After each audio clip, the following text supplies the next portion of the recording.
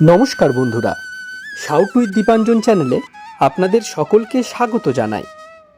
আপনারা শুনছেন শ্রীমদর্শন। শ্রীমদর্শন 16টি খণ্ডে সম্পূর্ণ। ভগবান শ্রীরামকৃষ্ণদেবের অপার অনুগ্রহে এই গ্রন্থের প্রথম ভাগের প্রথম সংস্করণ 1366 বঙ্গাব্দে ও ইংরেজির 1960 খ্রিস্টাব্দে প্রকাশিত হইয়াছিল। তদবধি ভক্তগণের চাহিদাতেই একের পর এক সংস্করণ প্রকাশ করা সম্ভব হইতেছে। শ্রীমদর্শনের মূল আবেদন, গৃহে বাস করিয়া কি প্রকারে দেবভাবে জীবনযাপন করা যায়, কিভাবে বেদ বর্ণিত উপায়ে সুখ দুঃখ সমভাবে গ্রহণ করিয়া সংসারে শান্তিতে বাস করা সম্ভব হয়। এই পুস্তকে আছে পরমহংসদেবের ও মায়ের কিছু নূতন কথা, আর স্বামীজি প্রমুখ অন্তরঙ্গ সন্তানদের কথা, আর আছে কথামৃতকার দ্বারা কথামৃতর ব্যাখ্যা এবং শ্রীরামকৃষ্ণ জীবনালোকে উপনিষদ, গীতা, ভাগবত, পুরাণ, বাইবেল আদি শাস্ত্রের আলোচনা।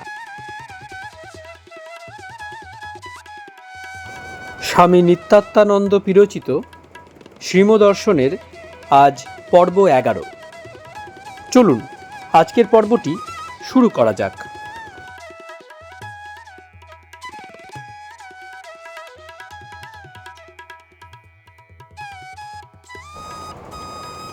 শ্রীম, দেখো তাঁর কিরূপ মায়া, চিনতে দিলে না ব্রাহ্মণদের। যিনি স্বয়ং ভগবান তিনি ভিক্ষা চাইছেন কিন্তু দিলে না। তাদের কি দোষ, যেমন তিনি রেখেছেন। এদিকে অত বড় পণ্ডিত সব বেদজ্ঞ, আবার বহুদর্শী, কিন্তু তাকে চিনতে পারলে না। পাঠ চলিতেছে। শ্রীকৃষ্ণ বলছেন, তোমরা বিপ্র পত্নীগণের নিকট গিয়ে আমার নাম করে চাও। শ্রবণ মাত্রই বিপ্র পত্নীগণ চর্ব, চুষ্য, লেহ্য ও পেয় সব রকমের আহার্য নিয়ে এসে উপস্থিত। শ্রীম, তাঁর খেলা। বিপ্র পত্নীরা বুঝতে পারলেন, তারা পতি, পুত্র, পিতা, ভ্রাতা প্রভৃতি আত্মীয়গণের বারণ না মেনে চলে এলেন। তিনি যখন টানেন তখন কেউ রাখতে পারে না। এরা কারো কথা শোনেন নাই। ভগবান তাদের স্বাগত করলেন, বলছেন, আপনারা উত্তম কার্য করিয়াছেন। আমি সকলের আত্মা, আমার সহিত সম্পর্ক আছে বলিয়াই প্রাণ, মন, জ্ঞাতি, জায়া, পুত্র, সম্পত্তি প্রভৃতি সকলেরই প্রিয়। আপনারা সকলের প্রিয়ের প্রিয় যে আমি, সেই আমাকে ভালোবাসেন। আপনারা কৃতার্থ, আপনাদের যাগ যজ্ঞের প্রয়োজন নাই। তাকে দেখলে আর কিছু চায় না। যাজ্ঞবল্ক্য মৈত্রেয়ীকে এই কথাই বলেছিলেন। আত্মার সঙ্গে সম্পর্ক আছে বলেই পতি, পুত্র, পত্নী, বৃত্ত সব প্রিয়। সেই পরমাত্মাই মানুষ শরীর ধারণ করে আসেন। তাকে পেলে আর কিছু চায় না। ব্রাহ্মণ পত্নীগণ তাকে ছেড়ে যেতে চান নাই। অনেক বলে তবে বাড়ি পাঠান। যোগ্য পত্নী ছাড়া হয় না কি না? তাই তাদের বলেছেন ভগবান, আমার নাম কীর্তন, নাম শ্রবণ, আমাকে দর্শন ও চিন্তন এবং গুণকীর্তন করলে আমাতে যেরূপ প্রেম হয়, সর্বদা কাছে থাকলে সে প্রেম অসম্ভব। শ্রীম, ব্রাহ্মণগণ তাদের পত্নীগণকে দেখে তখন চৈতন্য লাভ করলেন। সৎসঙ্গের এইরূপ প্রভাব। স্ত্রীদের হয়ে গেল, কিন্তু পতিদের অহংকার ছিল, তাই হলো না। স্ত্রীদের সৎসঙ্গে এদের জ্ঞান ফিরে এলো। নিজেদের ধিক্কার দিতে লাগলো। বলছে, আমরা তার মায়ায় বিমোহিত ছিলাম, তাই অন্ন দিই নাই। নচেৎ লক্ষ্মী স্বয়ং যার সেবারতা, তাকে আবার ভিক্ষা। আমাদের স্ত্রীগণ ধন্যা, আমরাও ধন্য তাদের স্বামী বলে। ব্রাহ্মণরা বলতে লাগলো, স্ত্রী লোকেদের উপনয়ন নাই, তারা বেদ পাঠ করে নাই, গুরুগৃহেও বাস করে নাই, তপস্যা নাই, আত্মানুচিন্তন নাই, শৌচ, সন্ধ্যা বন্দনাদি নাই, তথাপি শ্রীকৃষ্ণে তাদের মতি হলো। আমাদের এসব থেকেও চিনতে পারলাম না। এ তার ভগবতী মায়া। যোগীরাও মোহিত হয়ে যান, তা আমরা হব এ আর আশ্চর্য কি? দেখুন বিদ্যা শক্তি হলে কিরূপ হয়। পতিদেরও তারা চৈতন্য করিয়ে দিলে। বিদ্যা শক্তির লক্ষণ হচ্ছে তাদের ঈশ্বরে বিশ্বাস থাকে এবং ইন্দ্রিয়াদি সংযত, আর স্বামীর যাতে ঈশ্বর ভজনের অবসর হয় তার চেষ্টা করে। খরচপত্র বেশি করে না, যাতে স্বামীকে বেশি খাটতে না হয়, আর সর্বদা ঈশ্বরীয় বিষয় নিয়ে থাকে, যেমন পূজা আর্চা, ব্রত, উপবাস। কি অদ্ভুত লীলা, কার সাধ্য বোঝে? যাদের লোকে মূর্খ বলে সেই মেয়েরা চিনলে, আর পণ্ডিতগণ বুঝতে পারলে না। এ রহস্য বোঝা কারো কর্ম নয়, যাকে তিনি বোঝান সেই বোঝে। কুল, শীল, বিদ্যা, ধন, জন, বীরত্ব কিছুরই কর্ম নয়, তাই শরণাগত শরণাগত। এখন সন্ধ্যা। শ্রীম ঠাকুর ঘরে বসিয়া ধ্যান করিতেছেন। ভক্তরাও সকলে উপবিষ্ট। আজ অষ্টমী পূজা। সুগন্ধি ধূপের গন্ধে গৃহ আমোদিত হইয়াছে, আর উত্তম গোলাপ পুষ্পেও গৃহ সুবাসিত। ধ্যানান্তে ভজন হইতেছে, সব মায়ের নাম, ঠাকুরের প্রিয় সঙ্গীত। শ্রীমর সঙ্গে ভক্তগণ সমবেত কণ্ঠে গাহিতেছেন। গান। মজলো আমার মন ভ্রমরা শ্যামাপদ নীলকমলে, শ্যামাপদ নীলকমলে, কালীপদ নীলকমলে। যত বিষয় মধু তুচ্ছ হলো, কামাদি কুসুম সকলে। চরণ কালো, ভ্রমর কালো, কালোই কালো মিশে গেল। পঞ্চতত্ত্ব প্রধান মত্ত, রঙ্গ দেখে ভঙ্গ দিলে। কমলা কান্তেরই মনে আশাপূর্ণ এতদিনে। সুখ দুঃখ সমান হলো, আনন্দ সাগর উথলে। গান। গয়া গঙ্গা প্রভাসাদি, কাশী কাঞ্চি কেবা চাই। কালী কালী কালী বলে অজপা যদি ফুরায়। ত্রিসন্ধ্যা যে বলে কালী, পূজা সন্ধ্যা সে কি চায়। সন্ধ্যা তার সন্ধানে ফিরে, কভু সন্ধি নাহি পায়। জপ যজ্ঞ পূজা হোম আর কিছু না মনে লয়। মদনের যাগযজ্ঞ ব্রহ্মময়ীর রাঙা পায়। কালী নামের এত গুণ কেবা জানতে পারে তাই। দেবাদিদেব মহাদেব যার পঞ্চমুখে গুণ গায়। গান। কখন কি রঙ্গে থাকো মা শ্যামা সুধা তরঙ্গিনী। তুমি রঙ্গে ভঙ্গে অপাঙ্গে অনঙ্গে, ভঙ্গ দাও জননী। লম্ফে জম্পে কম্পে ধরা, অসি ধরা করালিনী। তুমি ত্রিগুণা ত্রিপুরা তারা ভয়ঙ্করা, কালো কামিনী। সাধকের বাঞ্ছা পূর্ণ করো, নানা রূপধারিণী। কমলের কমলে নাচো মা, পূর্ণ ব্রহ্ম সনাতনী। শেষের দুইটি পদ, বিশেষ করিয়া কমলের কমলে নাচো মা, পূর্ণ ব্রহ্ম সনাতনী, এই লহরটি পুনঃ পুনঃ উন্মাদনার সহিত গীত হইতে লাগিল। শ্রীম যেন এক্ষণে প্রেমোন্মাদ। কমলের কমলে অর্থাৎ কমলাকান্তের হৃদকমলে। 11ই চৈত্র 1329 সাল, 25শে মার্চ 1923 খ্রিস্টাব্দ, শনিবার, বাসন্তী মহাষ্টমী। চতুর্দশ অধ্যায়। দ্বৈত ভাব থেকে অদ্বৈত। 1। ব্রাহ্ম মুহূর্তের পূর্বে শয্যা ত্যাগ করিয়া আশ্রমবাসীগণ কেহ কেহ অশ্বত্থমূলে, কেহ বা জম্বুতলে, কেহ বা অন্যত্র ধ্যান করিতেছেন। আজ ভোর 5টা হইতে 6টার মধ্যে সন্ধিক্ষণ। অষ্টমী যাইয়া নবমী পড়িবে। শ্রীম গতকল্য বলিয়া দিয়াছেন, সন্ধিক্ষণে সর্বকর্ম পরিত্যাগ করিয়া ঈশ্বরের ধ্যান করিতে হয়। তাই সকলে এই শুভক্ষণে ঈশ্বর চিন্তায় নিমগ্ন রহিয়াছেন। বসন্তের প্রভাত, সুশীতল সমীরণ প্রবাহিত হইতেছে। বিহগ্কুল আনন্দে কলতান করিতেছে। শ্রীম একটি ব্রহ্মচারীর সহিত আশ্রমের বহির্ভাগে ভ্রমণ করিতেছেন। উভয়ে নির্জন প্রান্তরে এক বৃক্ষকুঞ্জের সমীপবর্তী হইলেন। শ্রীম হঠাৎ বলিয়া উঠিলেন, এই দেখুন, এই দেখুন, কি আশ্চর্য! ব্রহ্মচারী বিস্মিত হইয়া দেখিলেন, বিটপ শ্রেণীর অন্তরালে বাল সূর্য উদিত হইতেছে। পত্র নিচয়ের মধ্য দিয়া দিনমণির উজ্জ্বল মৃদু কিরণ বিচ্ছুরিত হইতেছে। এক অপরূপ সৌন্দর্য, অতি পবিত্র ভাব। শ্রীম ভাবে ভরপুর হইয়া বলিতেছেন, এই সূর্যের ভিতরই গায়ত্রী দর্শন করেছিলেন ঋষিগণ। তৎসবিতুর বরেণ্যম, এই বলে ব্রহ্মজ্যোতিকে নির্দেশ করেছিলেন। এই সূর্য ভগবানের একটি রূপ। সূর্যমণ্ডলবর্তী পুরুষকে দেখিয়া ঋষিগণ তাই সানন্দে গেয়েছিলেন, যোহ সব সৌ পুরুষ সহস্মি। কি আশ্চর্য বস্তু নিত্য দেখছে, লোকে তাই আশ্চর্য মনে করে না। শ্রীম বৃক্ষকুঞ্জে উপবেশন করিলেন। ব্রহ্মচারীও অনুমতি পাইয়া সম্মুখে বসিলেন। শ্রীম ব্রহ্মচারীর প্রতি। শ্বেতকেতু ছিলেন একজন ঋষি। গুরু গৃহ থেকে ফিরে এলে পিতা আরুণী ঋষি জিজ্ঞেস করলেন, বাবা, তুমি কি এমন আদেশ পেয়েছ, অর্থাৎ উপদেশ পেয়েছ যার দ্বারা সব জানা যায়? এমন জ্ঞান লাভ করেছ কি যা জানলে অন্য কিছু জানবার বাকি থাকে না, অর্থাৎ ব্রহ্মজ্ঞান? শ্বেতকেতু বললেন, আজ্ঞে না, আপনি আমাকে সেই জ্ঞান উপদেশ করুন। আরুণী বললেন, এই বিশ্ব ব্রহ্মাণ্ডে যা দেখছ, এর সৃষ্টিকর্তা একজন আছেন।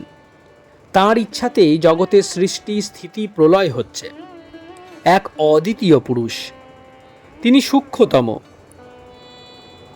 অনরণীয়ান, আবার মহতমহীয়ান, বড়র বড় আবার ছোটর ছোট, অতি সূক্ষ্ম।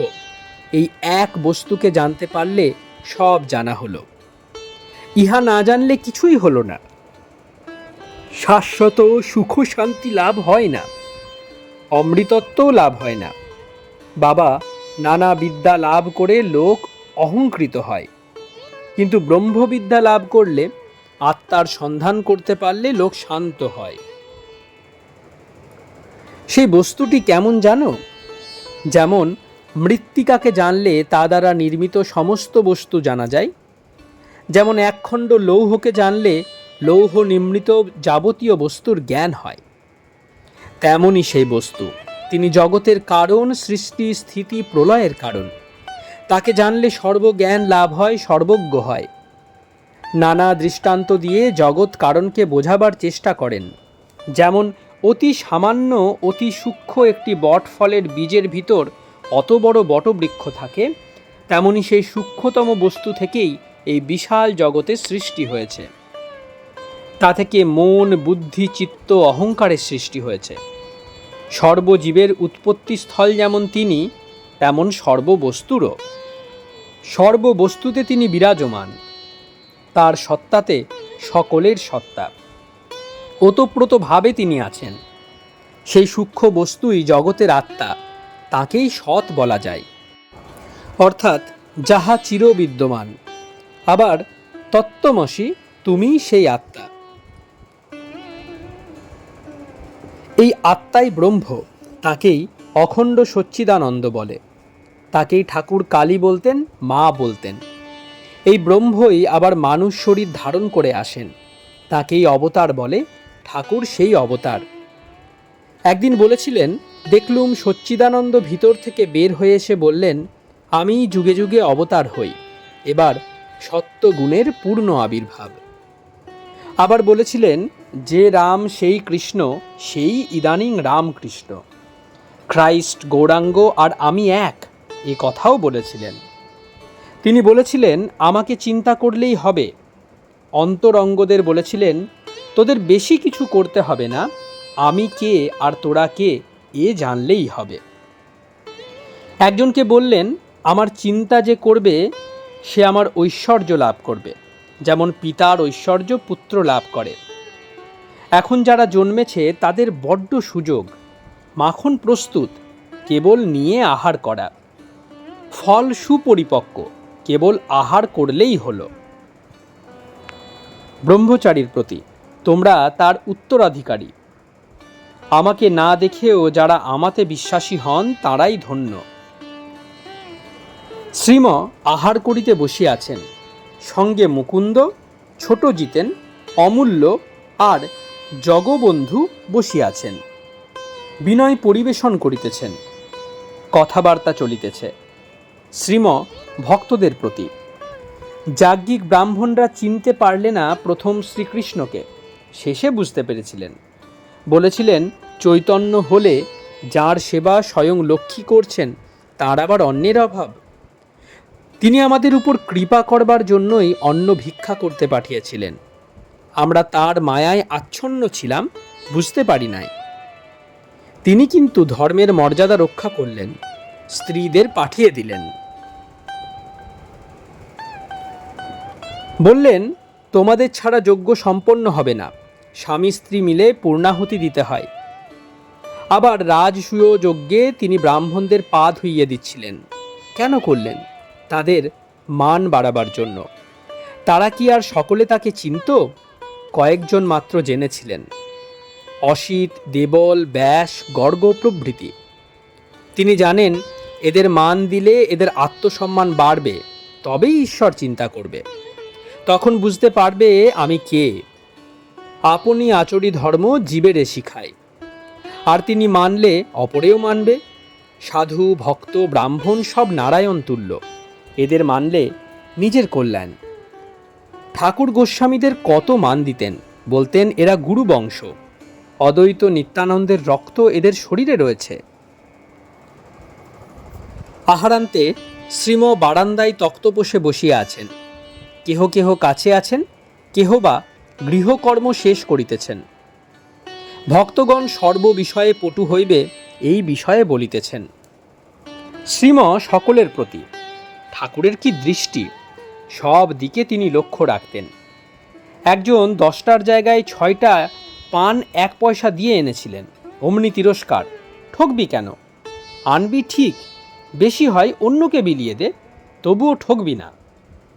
এর মানে আছে, ও একটা স্বভাব হয়ে যায়। কামিনী কাঞ্চনের বিষয়েও ঠকে যাবে শেষে।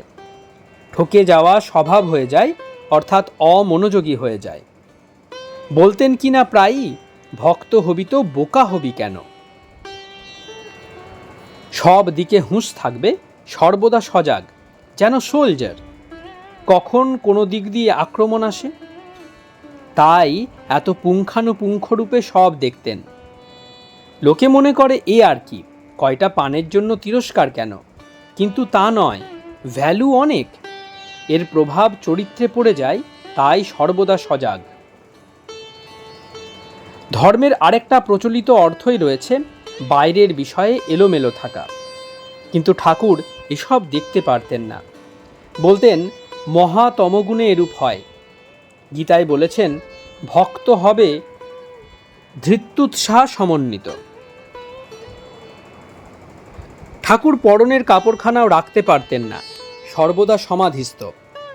কিন্তু তেলের কোড়েতে তেল আছে কিনা তার খবর নিচ্ছেন। এই কয়টার উপর বিশেষ লক্ষ্য রাখতেন। প্রথম, পরিষ্কার পরিচ্ছন্নতা। প্রায়ই আলস্যের জন্যই লোক অপরিষ্কার থাকে। ঈশ্বর চিন্তা করে দেহভুল কজনের হচ্ছে? পরিষ্কার পরিচ্ছন্ন না থাকলে ভগবানের আবির্ভাব হয় না। দ্বিতীয়, অপব্যয় না হয়। অনেকে জিনিস নষ্ট করে, তা দেখতে পারতেন না। একবার 1 টুকরো লেবুর জায়গায় 6 টুকরো কেটেছিল বলে তিরস্কার করেছিলেন কাশীপুরে। বলেছিলেন, ভক্তরা কত কষ্ট করে অর্থ উপার্জন করে, সেই অর্থে সেবা হচ্ছে তার অপব্যবহার। বলতেন, লক্ষ্মী ছাড়া থেকে কৃপণ হওয়া ভালো। দুটোই খারাপ, তবু তো যাতা নষ্ট না করে কৃপণ হওয়া ভালো। আহারের সময় অনেকে ভাতটাত কত নষ্ট করে, এসব পছন্দ করতেন না। কুকুরের জন্য 2টি রাখতে হয়, তাছাড়া যেমন আবশ্যক তেমনই নাও, নষ্ট না হয়। তৃতীয়, ছেঁড়া কাপড় কিংবা ময়লা কাপড় পরা দেখতে পারতেন না। বলতেন, সেলাই করা কাপড় পরলে লক্ষ্মী ছাড়া হয়। চতুর্থ, এলোমেলো ভাব, যেমন এখানকার জিনিস ওখানে রাখা, যার যে স্থান সেখানে রাখা আর সাজিয়ে রাখা। পঞ্চম, নিজের রান্না নিজে করা। বলতেন, ভক্তরা যারা তার ভজন করবে, তারা নিজের 2টি চাল নিজে ফুটিয়ে নেবে, ভগবানে অর্পণ করে প্রসাদ পাবে। এতে পরের উপর নির্ভর করতে হয় না, আর সত্যহানিও হয় না। বলতেন, সর্বাবস্থায় তাঁর পূজা। কোনোটাই অবহেলা করা চলে না। আহার বিহার শয়ন চলন বলন সর্বদা সর্ববস্তুতে তাঁর অনুধ্যান। তবে তো ধর্ম। ধর্ম ধর্ম করে লোক, ধর্ম কি অত সোজা? বাসস্থান বাড়িঘর সব পরিষ্কার পরিচ্ছন্ন, সাজানো গুছানো রাখতে হয়। সর্বত্র তাঁর পূজা। বিলাসিতা নয়, বিলাসিতা আর পরিষ্কার পরিচ্ছন্নতা, গুছানো গাছানো থাকা ভিন্ন। সর্ববিষয়ে সুদক্ষ হওয়া, তারপর সর্বস্ব অর্পণ ঈশ্বরার্থে।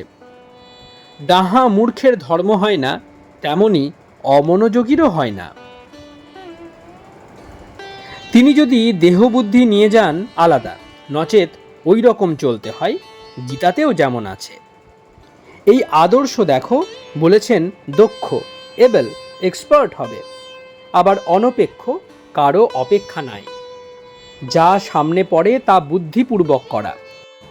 অমুক করবে কিংবা অমুকে বললে করব, এ ভাব নাই। আবার উদাসীন, নিজে সুযোগ সুবিধা নিচ্ছে না, তাই লাভ লোকসানে উদাসীন, অর্থাৎ নিজের লাভালাভে খেয়াল নাই, কিন্তু অমনোযোগী নয়। সর্বারম্ভ পরিত্যাগী, মানে নূতন কাজে আর জড়ায় না নিজেকে। যা সামনে এসে পড়ে তা অতি সুচারুরূপে সম্পন্ন করবে। সেখানে নেগলিজেন্স নেই, আপ অ্যান্ড ডুইং উঠে পড়ে লাগে, কিন্তু নূতন করে আর কার্যারম্ভ করবে না। নিজের জন্য করছে না, তাই আসক্তি নাই, অহংকারও নাই, সব ঈশ্বরের জন্য। সেই জন্যই ধৃতি আর উৎসাহের সহিত করছে, উইথ পেশেন্স অ্যান্ড এনথুজিয়াজম। মরার মতো নয়, বীরের মতো তারা এসব করছে। যেমন হনুমান রামের কাছে, সাধু ভক্ত ঋষিদের কাছে হাত জোড় করে থাকেন, কিন্তু লঙ্কায় কি কাণ্ডটা করলেন? ধর্মের এখন প্রচলিত অর্থ হয়ে দাঁড়িয়েছে অযোগ্যতা, অমনোযোগ, জড়ত্ব, অপরিচ্ছন্নতা। যারা যত অধিক সে তত বড় ধার্মিক। কিন্তু ঠাকুর এদিকে সর্বদা সমাধিস্থ। গায়ের কাপড়ের হুঁশ নেই, অথচ সর্ববিষয়ে একটা সূক্ষ্ম সুরুচির জ্ঞান তাঁর পূর্ণ মাত্রায় ছিল। আবার পরিমিতি জ্ঞান এও অদ্ভুত ছিল। বলেছিলেন, আচ্ছা এই জলচৌকিটা যদি 12 আনা হয়, তবে এই গোল টুলটা কেন 2 টাকা হবে? এমনই মাত্রা জ্ঞান। সমাধিস্থ, আবার সর্ববিষয়ে সুদক্ষ। এইটি আদর্শ। তিনি এই আদর্শ পুরুষ। সর্ববিষয়ে সুদক্ষ হয়ে সুবিধা না নেওয়া এই ধর্ম। হনুমান বুদ্ধিমতাং বরিষ্ঠ ছিলেন, আবার সর্বত্যাগী। 2. জম্বুতল বেদিকা, ভাগবত পাঠ হইতেছে। এখন অপরাহ্ন প্রায় 3টা। আজ রামনবমী, পাঠ একটু শীঘ্র আরম্ভ হইয়াছে। ভক্তগণ রামনবমী উৎসবে নিকটবর্তী গ্রামে যাইবেন, তাই শ্রীম ও ভক্তগণ উপস্থিত। রাসলীলা পাঠ হইতেছে। শ্রীম, আহা কি অদ্ভুত প্রেম! দেহজ্ঞান ভুল হয়ে গেল। যেই বাঁশির ডাক শুনেছে তখনই জগৎ ভুল।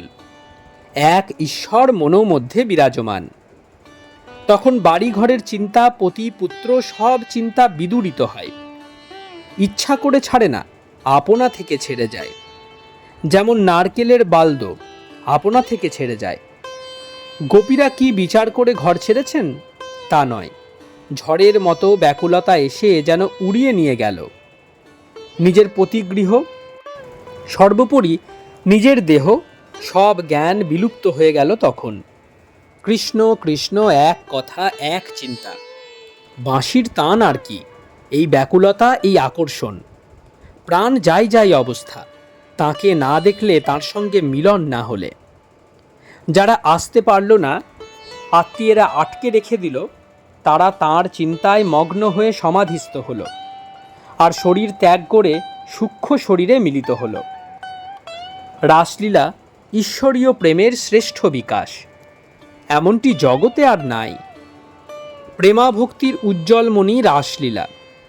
ঠাকুর বলতেন, গোপী প্রেমের এক বিন্দু পেলে অন্য লোকের হেউ ঢেউ হয়ে যায়। তিনি বলতেন, তাতে ভালোবাসা এলে কাম ক্রোধাদি ওই ভালোবাসায় খেয়ে ফেলে।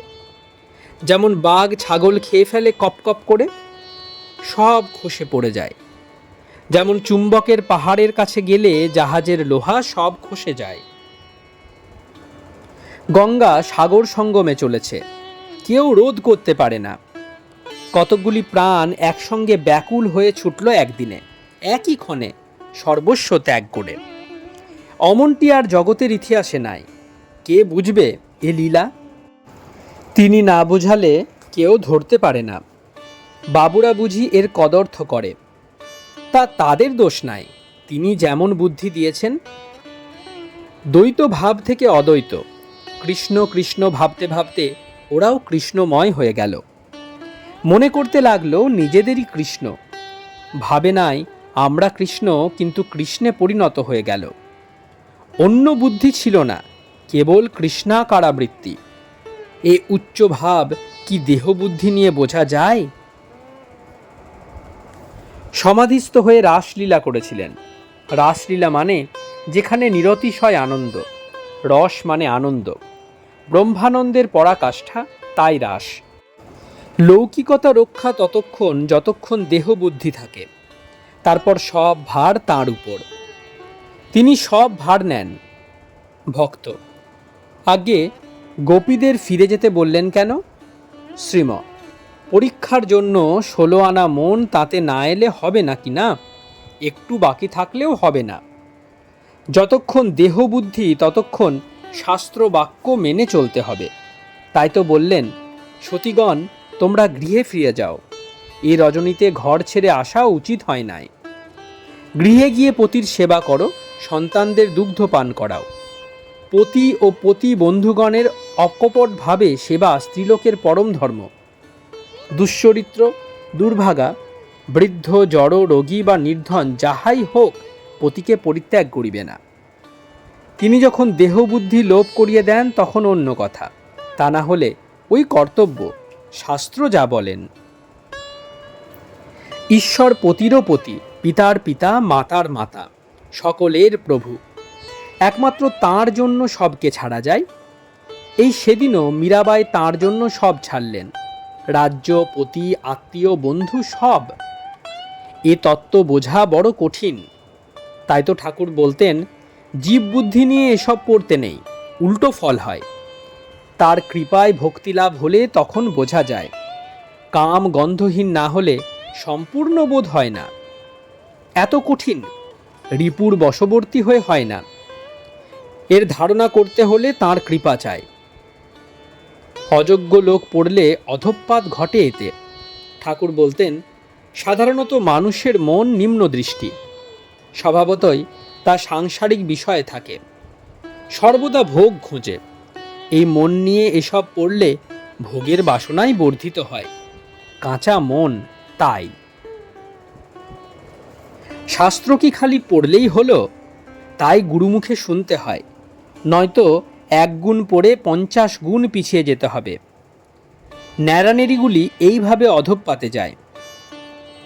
ভোগ বাসনা নিয়ে গোপী লীলার অভিনয় করে, মন মতো কথা খুঁজে বের করে আর নিজেদের অভিপ্রায় মতো অর্থ করে। এরই ফলে মুকুটমণি ধূলি বিলুণ্ঠিত। আরেক কথা, এসব শাস্ত্রের রিপোর্ট সব ঠিক দিতে পারে নাই, অনেক বাড়িয়ে লিখেছে। কত অবস্থার ভিতর দিয়ে এসেছে, কখনো বিলুপ্ত হয়ে গেল, আবার কেউ উদ্ধার করলেন। তাই রিপোর্ট সব ঠিক নয়, অতিরঞ্জিত হয়ে গেছে। এক একটা শব্দকে যে কতবার লেখা হয়েছে মাত্রা ঠিক রাখতে পারে নাই। শুধু শাস্ত্র পড়ে কি হবে? তপস্যা চাই। সাগর সম পুঁথিগত বিদ্যা থেকেও তিল পরিমাণ তপস্যা শ্রেষ্ঠ। তাই তপস্যা দরকার। শাস্ত্রের অর্থ ধারণা করতে হলে তপস্যা চাই। মানুষ মন গড়া অর্থ করে শাস্ত্রের। এই রূপে শাস্ত্র যখনই কদর্থযুক্ত হয়, তখনই ভগবানকে আসতে হয় অবতার হয়ে। তিনি এসে শাস্ত্রের অর্থ করেন, নূতন ভাব দেন। অবতার এসে গূঢ় অর্থ বলে দেন। তার আগমনের পূর্বে লোক শুধু বাহ্য আড়ম্বরকে ধর্ম বলে পালন ও প্রচার করে। যাগ যজ্ঞ, পুজো অর্চা, গঙ্গা স্নান, ব্রত উপবাস, এসব বাহ্য আচার নিয়ে রত থাকে। তিনি এসে বলে দেন এর উপরও আছে ব্যাকুলতা, ভগবান দর্শনের জন্য ব্যাকুল। ঈশ্বর দর্শন মনুষ্য জীবনের সর্বশ্রেষ্ঠ আদর্শ, সর্বশ্রেষ্ঠ কর্তব্য। এ না হলে কিছুই হলো না। তখন এগুলি চাপা পড়ে যায়, ব্যাকুলতায় দেশ ছেয়ে যায়। The whole atmosphere becomes surcharged with spiritual yearning. God realization becomes the war cry. ঈশ্বর দর্শন জীবনের উদ্দেশ্য, এই রবে দেশ পূর্ণ হয়।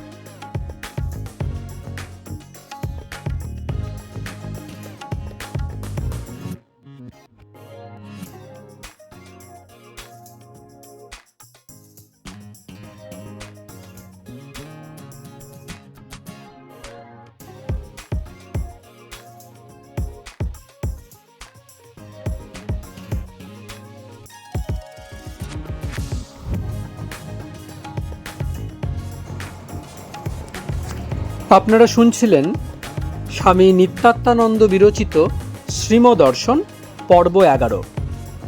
আমাদের পর্বগুলি আপনাদের কেমন লাগছে অবশ্যই জানান। কোনো সাজেশন থাকলে সেটাও জানাতে পারেন। আপনাদের বন্ধুবান্ধব ও পরিবার পরিজনদের মধ্যে আমাদের ভিডিওগুলি শেয়ার করে দেবেন এবং অবশ্যই শাউট উইথ দীপাঞ্জন চ্যানেলটি সাবস্ক্রাইব করে বেল আইকনটি প্রেস করে আমাদের পাশে থাকবেন। অনেক অনেক ধন্যবাদ। নমস্কার। জয় ঠাকুর, জয় মা, জয় স্বামীজি।